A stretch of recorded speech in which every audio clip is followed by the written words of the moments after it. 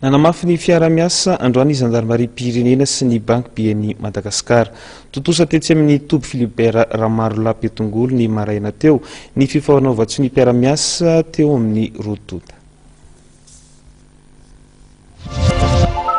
No amafisina ny fiaraha-miasa eo amin'ny banky BNI Madagascar sy ny zandarimariam-pirenena.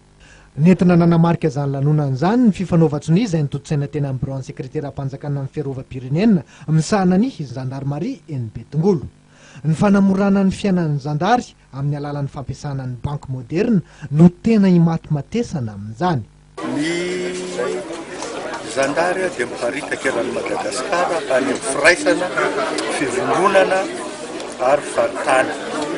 Ny vola avy etỳ Antananarivo ny karamana dia aloha amin'ny banky. Ka ny BNI zany hatreto dia manome fanamorana aty amin'ny zandary na dia amin'ny toerana zany tsy misy banky BNI dia azo afindra araka le nazavaina teo amin'ny resaka vola izy.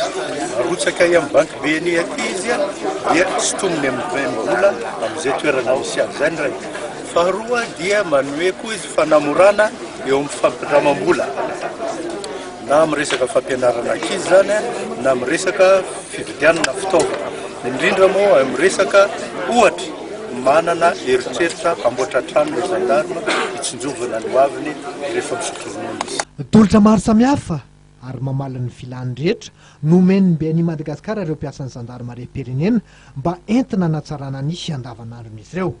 Efa niara-niasa trano ny BNI Madagascar sy ny zandarimariam-pirenena raha tsy hitanisa afa-tsy ny fampitaovana ny sekoly fampihofanana zandary ao Ambositra, ny fiahinana ireo zanaka zandary Kamboty, eo koa ny fanampiana mba ho fanafainganana sy fanatanterahana ny asan'ireo zandary.